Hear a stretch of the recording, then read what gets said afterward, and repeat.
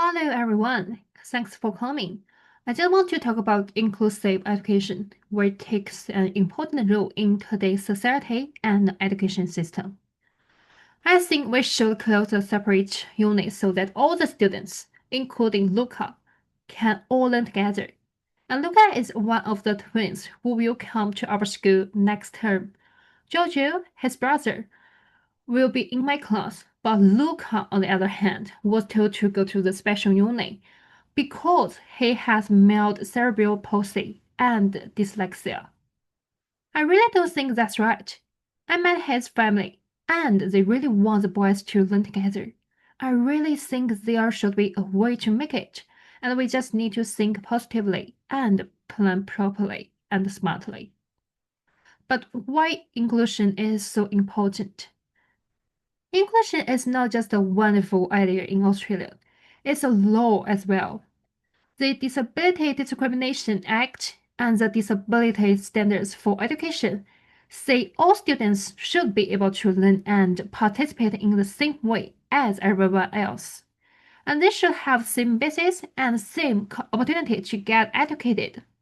And the UN Convention on the Rights of a Person with Disabilities also stress that the education is a right, not a privilege. So it's not just about helping children like Luca when we make classrooms open to everyone. It will help everyone.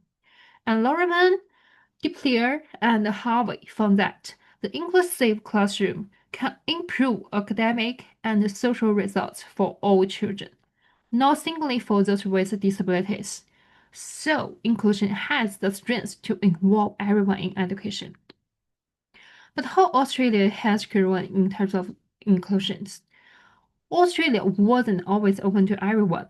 We used to keep kids with impairments out of regular schools. Then we had integration, which means that people might be in the same place but not actually be part of the group. We now want everyone to be included, which means every child belongs and take part.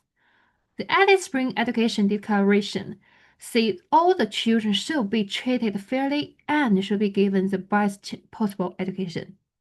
If we keep the separate unit, is it not really the inclusive education? So schools used to follow the medical model, and people believe that the problem was inside the children, and we need to fix them. But now we have the social model. We know the real problem is often the environment. The barrier is in the environment, not with the students. So if Luca has trouble writing, it is because he's not smart?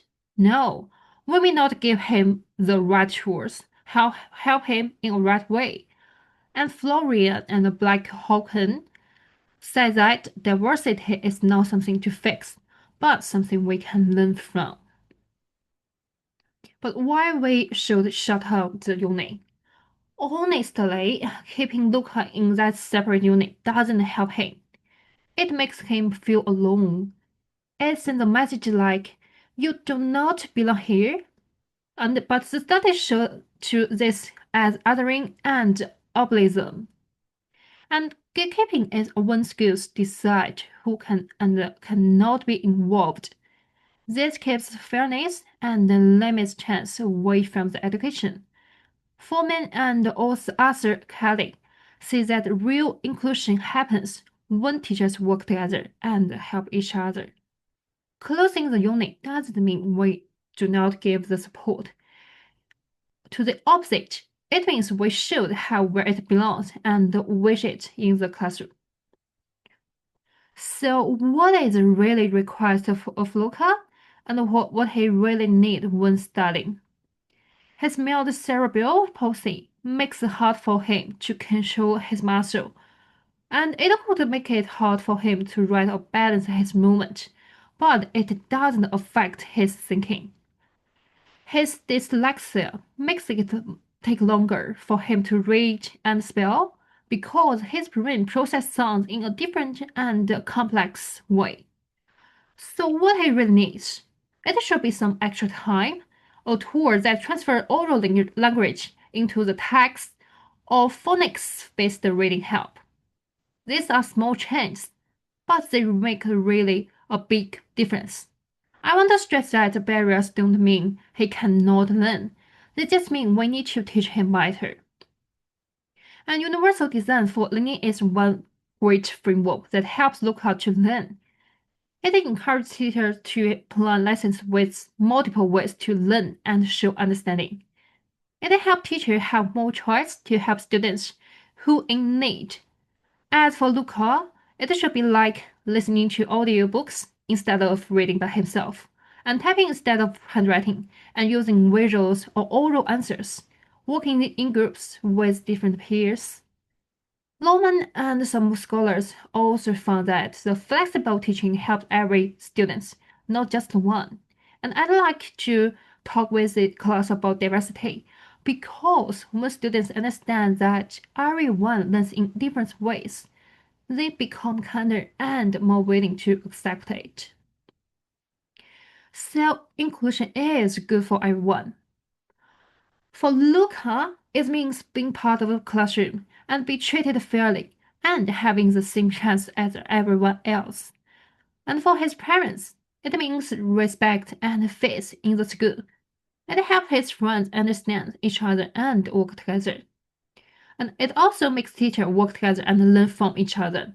And for the school leaders, it's also a chance to following the law and having a good reputation. So closing the unit doesn't just help LUCA, and it makes the whole school better. But there are still some worries among the parents, and they will think, will LUCA take too much attention away from other kids? And to be honest, I have the same worry at the first beginning. But research shows the opposite. Inclusive classroom helps all students. We make sure that no one misses out and everyone can be treated fairly by using co-teaching, aids, and flexible plans. If a parent asks me like, I would say that inclusion doesn't mean treating one student differently. It means giving everyone what they need to do well in school. And I'd like to keep the lines of communication open by letting everyone know how the whole class is doing. And inclusion doesn't take away time. It adds to the community. So fairness is what inclusion is all about. And everyone gets the same. It's not what it means. It means giving each student what they need to do well. And schools must keep reasonable change to that all students can access education on the same basis. According to the disability standards for education, so there shouldn't be a separate room for support. It should be the classroom with everyone else. So to inclusion, the inclusion isn't just a policy.